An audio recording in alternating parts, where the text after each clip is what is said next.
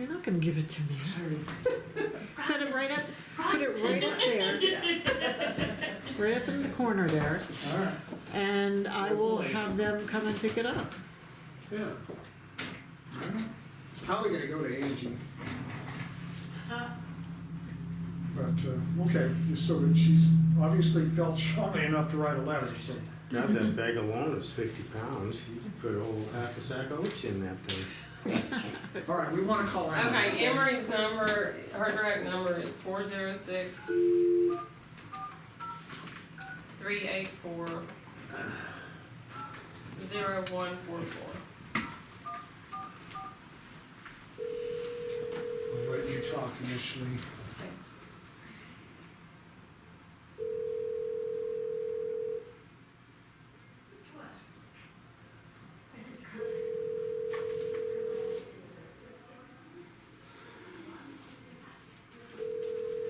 And I think she has already assigned. You've reached the voicemail of Emery Skelton at High Plains Architects.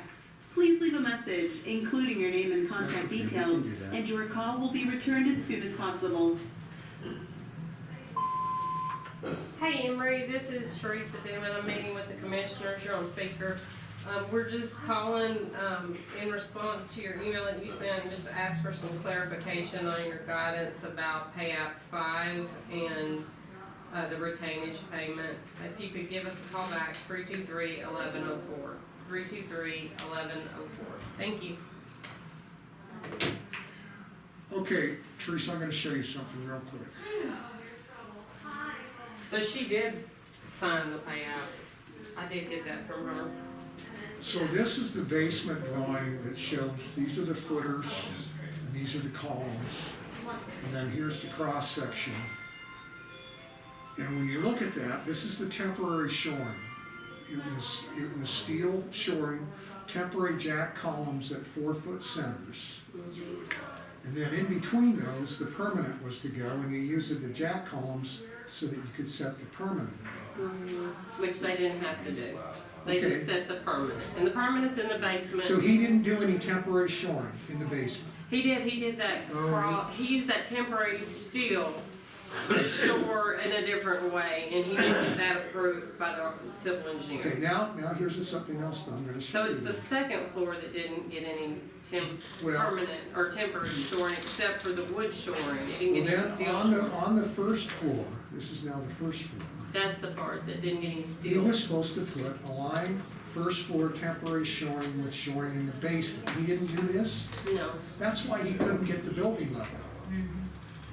Well, that's what I said, because so this didn't get done till the last week. That's what I'm saying, Yeah. and how could he couldn't lift anything until both these were level, because this would have made it strong enough for him to jack off of, and then this would have brought it up to from the first to the second floor, so that he could have been on the second floor with absolute support down to the footings to bring it all up.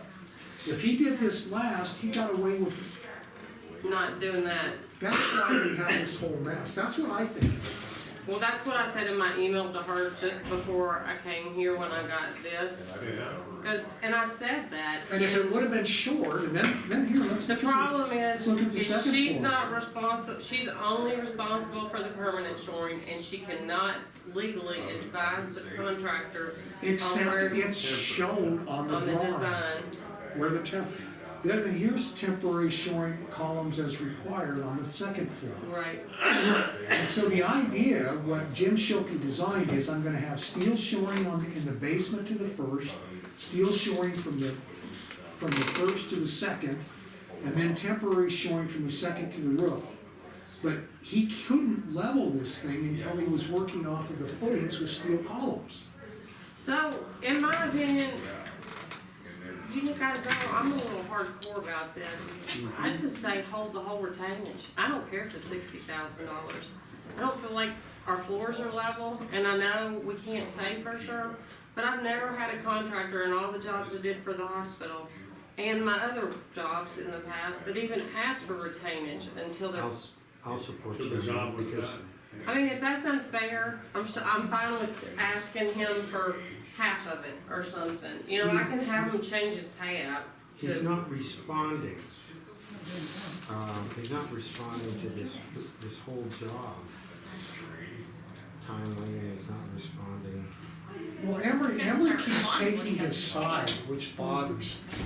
That why, if you've got steel to the first floor and steel to the second floor, you can't bring it all up until that's in place, because, and the idea is, the whole reason for these footings is so that that would be the foundation for which he could use to level the building. Exactly, that's what I If can he put remember. the steel on the first floor and last. yeah, and so this, there is temporary shoring back here. Is it steel? No, it's all wood. There is temporary shoring back here, there's nothing out here. And Emery did mention that in the walkthrough, that there would be some temporary shoring needed before we took the roof off on the second floor to support the rest of the roof that's not supposed to be torn down. So when I asked her about that, she said, well, technically, he has to make that call as the contractor, he's the expert in shoring, so. No, I get that, but this is what I'm gonna say, and I'm gonna say it again. If he had had adequate shoring from the first floor, from the basement to the first floor, and the first floor to the second floor, that was designed to be weight bearing off of the footing foundation that we paid $60,000 for. If he'd have done that, and then he's supposed to provide shoring on the second floor to the roof, as needed, it would been, he could have shored that, and when we had that storm, it would have been able to withhold that weight, because it would have gone straight down to the footings. I support you guys, whatever y'all Well, wanna do. and so I will this do. is what I'm And I'll telling be the messenger.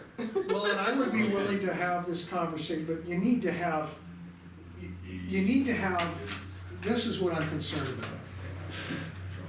I did an independent estimate of this, and I interpreted the drawings to say, you need to put this, the way that you're gonna temporary shore this building from the basement to the roof is gonna be by temporary shoring, which called for steel members, going down the footing.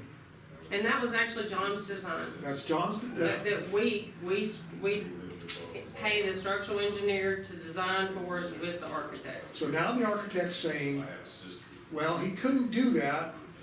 He's gotta do this stuff in phase two, because on the second floor to the roof, we had beams failed. I'm saying if he had shored this, according to the design, those beams wouldn't have failed. He'd have been able to support the roof, the roof off of the same shoring that's going down to the footings. I'm with you, I agree 100%. Now what do we do with the payout? Do we say, well, we have performance issues with phase one, do we withhold all of it? Do we withhold half of it? Do we withhold 25%? We need to withhold enough to make sure that he can get the things shored and leveled. We're not satisfied to release that retention until the building's leveled. If I may make a recommendation. Okay. So as to try to stop a giant breach of contract litigation before it starts from either side, withhold until he responds. And then say, okay, we can talk about paying you, but you need to come in because our work isn't done and we need to know when it's gonna be done. Oh, well, he's started phase two today. See, We need to know when phase one is gonna be done to finish paying you phase Well, one. what he's doing in phase two will finish phase one. So that is part of phase two that she's defined in this, that our architect has defined. So it is part of phase two. I'll say we release his retention. We'll release his retention or a percent thereof, that we're gonna need to talk about that. Once the building is shored and leveled as it was supposed to be in phase one. In other words, you've brought everything up to level and it's shored and it's safe. And if that means you have to tear the roof off and do whatever the hell you need to do to make that, you'll get this retention once we have the building shored and leveled. Otherwise, he needs to come in and just. And otherwise, we'll talk about it. Does that make I'll sense? tell you, when you go down there and you take a look at it, you would see, Oh, we probably it should should. have been done. But we paid to have a safe, level, shored building in a temporary state. That was phase That's one. what we paid for. We don't That have was that. that She's was saying the that- scope of work in phase one. She's saying the piece of that that's not done is only worth $8,000. Well, I'm not sure I agree with that. I don't either. But I do think that, well, once he satisfies that condition, we can release his retention. And we can say, we'll give you half, we'll give you, that's the negotiation part. But we're not gonna release it all until that condition has been met. Okay, Fair well, enough. I'm just gonna call a meeting for next week and Do let's that. discuss this with the I know, I entire know. team. Cause I just feel like we need to have an open, honest discussion about this. And it would be nice to hear John defend why he didn't put the permanent shoring on the first floor in place like is in the Would be nice to hear design. that, I mean, and I think we should I sign. suspect that the reason he didn't is he didn't have the steel, and he installed the steel once he got it. That's what I suspect. Absolutely. And the reason he didn't have the steel? It's cause he didn't plan for it. Right. It So, very well could be. But you're right, that's not gonna be popular, but I think the position is we'll release it once we have a level, we have the phase one condition achieved, which is a level, safe, temporary shored building. I really like that decision, you guys. I don't think it's too strict. The intention of retention yeah. is Is. to protect the owner to have the work 100% complete. Otherwise, your contractor has no motivation. Then in this situation, we're in phase two, so he does have a motivation because we have other pay-ups, you know, that are coming, But we're gonna give him 50 grand, we give him 50 grand and he goes, takes a hike. I mean, I know that's not gonna we have happen, a but. performance. But it's all, excellent point, that's an excellent point. I do think it's a fair position, and I like what Holly's saying, and if you got a problem, come in, talk to us, but let's set up a meeting. Yeah. Because we're hanging out now, we really don't have a safe condition. We do not. And he that's what we said it- paid for. He said in Tuesday's OAC meeting, he said, the roof that's keeping you and I up, Teresa. And I'm like, he just admitted it in meeting that the roof is keeping him up at night. Now, that concerns me right there. That bothers me that he's ready to take that beam off because it's failing. And it's not all his fault, you guys, that it's failing. It's 30 years of water being Of course. drained into that building and all that, everything failing Yeah, around but there. you know But- that the failure on the second floor to the roof accelerated 60-80% after that storm. It did. And I'm telling you, it wouldn't have if it would have been shored right. Okay, well, I'm glad you say that as an experienced construction person. Right. That's my instinct on it. I'm a. And I can't tell him how he, Partner. I can't tell him how he should have shored it, but I Yeah. can tell him that you had a footing and you had columns from the second floor all the way down to that should have supported any shoring that he had on the second floor of the roof. Mhm. All right, but what I imagine is gonna happen is we're gonna negotiate some release, Yeah. but he's gonna have to set, I don't think he can argue that he needs to have a safe condition, a level, well, that's it. We'll release the retention once we have a level shored building that was the condition in phase one. Emery's gonna argue that's not possible for reasons beyond his control. I don't agree with that. Well, let's have that meeting and discuss it. Okay, when you guys wanna meet? We're in on Sunday night at midnight. I am not available. Wednesday. Monday, probably. Monday, we don't have any other meetings. Yeah, I cannot, You know I what? won't be able to, but I'll support whatever you You'll be decide. fishing, huh? What about Yeah, Tuesday? What I'll be about on the Tuesday? beach. But Tuesday would work best for me, Tuesday, okay. What time? and we can do it virtually. Man, Yeah, we can all check in. Sure.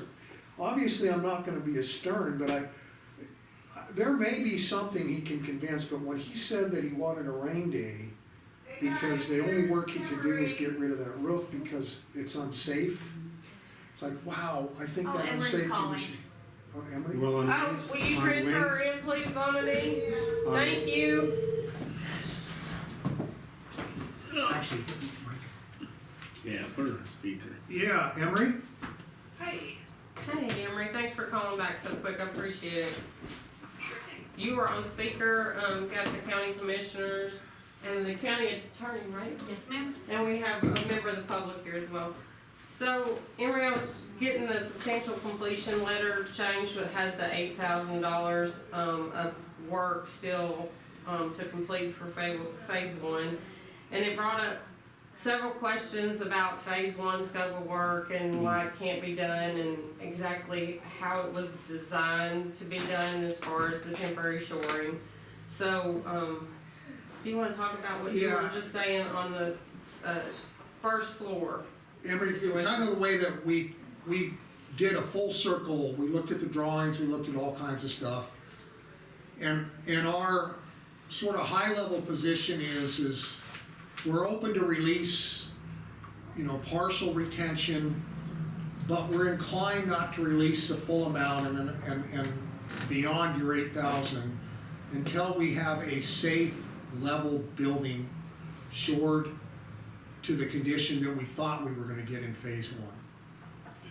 Does that sound reasonable? Yes, that sounds reasonable, and I support the county retaining whatever portion of retainage, they feel is fair regarding kind of the incomplete phase of the work. It's very difficult, I kind of try to relate in my email, Yeah, it's very difficult to estimate what the value of that work is because it is mostly labor. Right. Yes, I understand the county wanting to, make sure that, the floor condition is as safe and supported, as is indicated in the contract documents, that you're right, there's, the permanent shoring in the basement is in place, the reasons that it's not finalized and fixed in place are well understood. There's, too much pressure and a massive failed column, still resting on part of that area that pressure needs to be relieved before it's all finalized and in place. But there is in the contract documents, 2 lines of temporary shoring, but that's temporary shoring that has never been in place on the first floor. And although the rest of temporary shoring throughout the project is left to the contractor's discretion, I think it's reasonable for the county to request that temporary shoring be in place as part of the completion of phase one.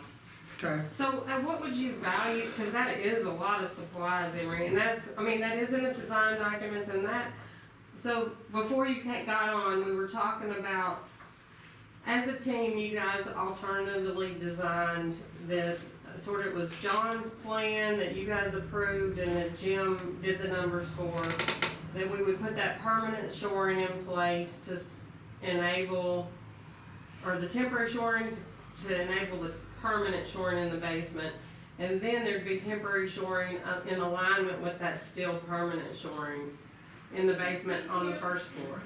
And then as needed on the second floor, is that correct? And we're all on the same page with that? Yes, so the location and spacing and design of both the permanent shoring and the temporary shoring to be stacked on top of it on the first floor, was done by our structural engineer, and it's really, work can be sequenced any number of ways, but in order to remove those 2 failed beams in phase 2, and the failed column, right there near the back of the building that have to be replaced, you're gonna have to have temporary shoring to pick up the load for the joists on the second floor. We don't have it quite mid-span, but there's gotta be shoring on either side before those beams can come out, so that they can be replaced. So that shoring will have to be done before the beams are replaced in phase 2. and the way that I looked at the design, Emery, was that the temporary shoring being aligned on the first to the second floor on top of the basement was so that the loads could be transferred down to the footers that were designed to carry that weight. So Correct. that first to second floor shoring was pretty important to be able to level this building, in my mind. And the Yes. fact that he didn't do that, I'm Yeah. scratching my head. Yeah. Correct. I think the reason that we haven't seen that shoring in place, again, I believe that shoring will go in place before John can replace beams in phase 2. But I think that the way the contractor has been thinking through sequencing is that he wants as much weight off from the top as possible before he does that. And so he's been fixed on starting phase 2 and getting as much of the roof demolished as possible to take weight off of, the conditions that he's working under. I do, in the email I sent you guys, I don't disagree that it's not, with the roof still up there on the second floor, even with temporary shoring underneath it, and with those 2 beams in the second floor assembly in such poor condition, it's not possible to get the second floor level right now. However, I think the temporary shoring on the first floor, as shown in the documents, will have to be in place before those beams can be replaced. But I think sequencing wise, the contractor's been wanting to and waiting to demolish some of the roof first. See, Emery, now this is just, I'm gonna share with you my thoughts, but I think we're confirmed that it's not unreasonable to expect us to get the shoring on the first floor done before we've considered his phase 1 contract complete. Correct. But I did an independent estimate and I looked at the drawings, and the way I saw that what Jim was communicating was, you've got these footings and you've got this shoring, this permanent or temporary, from basement to first floor, and then from first floor to second were steel members. And steel or shoring, but the bottom line was, from second floor down, that weight could all be transferred to the footings. And if that had been done, there's a possibility he could have shored the roof as well, because the weight would have been transferred down to the footings. He couldn't do that because he has nothing between the first and second floor to transfer it down to. So now he's got he almost has to do that immediately in order for him to even begin tearing the roof off, I would think. When you talk about tearing the roof off, we're talking about the roof between the first and second floor, correct? No. The second floor and the roof. He's taking the roof off in the southwest corner because it's failed so much, that Oh, there's okay, so much yeah. weight Well, collapsing then what that are they these can't level fellows the that are first up there floor. doing now? What are they working on? They're roofing on the northern 2/3. The northern 2/3 are not on the. Okay. So Emery, here's this is my take on it, because to me,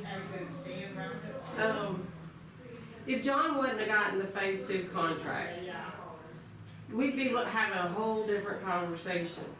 We'd be saying, huge change order, because you did not complete the scope of work.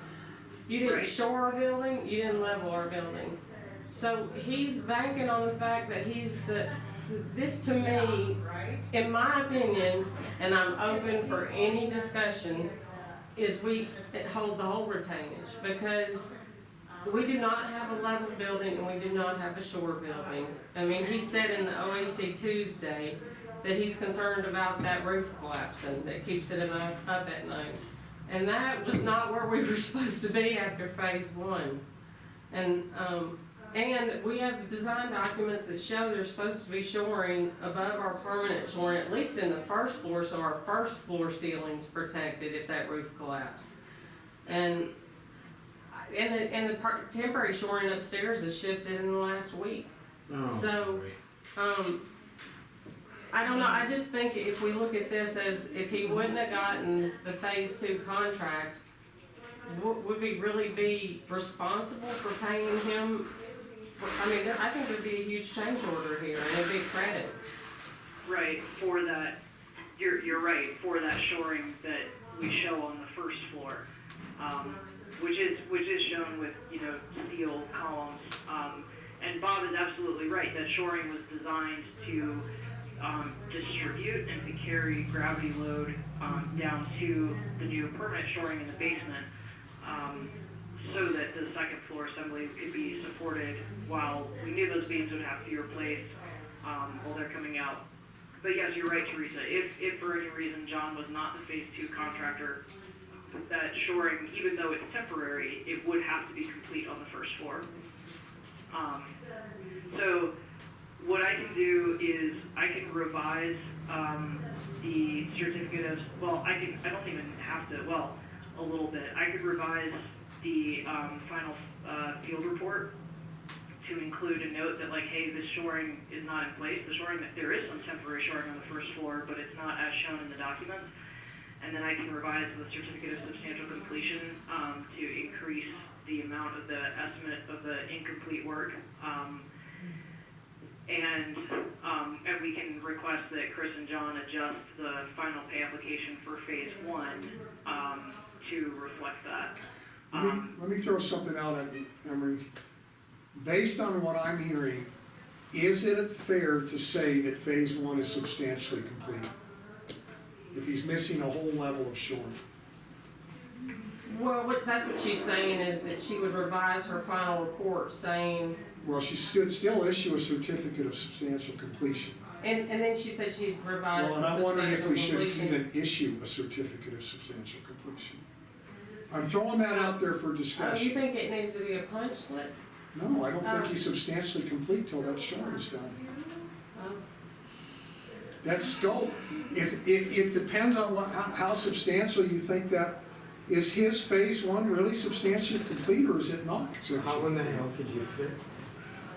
How could you proceed further without that being in place, that shoring in place, all the way from the basement up to each and every floor as you go up? Well, I think by the design, I think we're committed to asking for what Emery has said. I mean, that's what we have legal support for, and we don't want this to be legal, we just wanna have an open conversation. And Emery, this is the way I started this with the commissioners, I've never had a contractor ask for their retainage back until the work was 100% complete. So this is all the whole, in a hurry to get money, that, yeah, it's the whole John story, so. Well, but Emery, do you think phase 1 is substantially complete?